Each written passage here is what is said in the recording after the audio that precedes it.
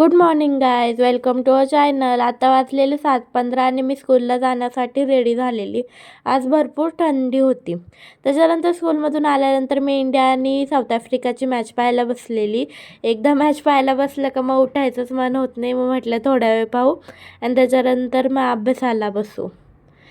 थोड्या वेळ मॅच पाहून झाल्यानंतर मी संस्कृतच्या अभ्यासाला बसली, कारण की संस्कृतचा उद्या टेस्ट होता आणि पूर्ण ग्रामर येणार होतं. संधी, प्रत्यय, परत मग समास, वाच्य परिवर्तन आणि अजून मला बुकमधले पण एक्झाम्पल शोधायचे होते, कारण की ते पण येतात.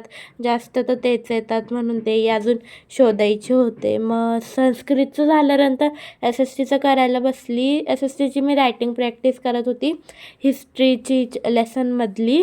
आणि पहिले तर सिविक्सचं झालेलं माझे 1-2 लेसन्सचं, पॉवर शेअरिंगचं आणि आउटकम्स ऑफ डेमोक्रेसीचं रायटिंग. आणि त्याच्यानंतर बस आजसाठी एवढंच. भेटूया उद्या. बाय.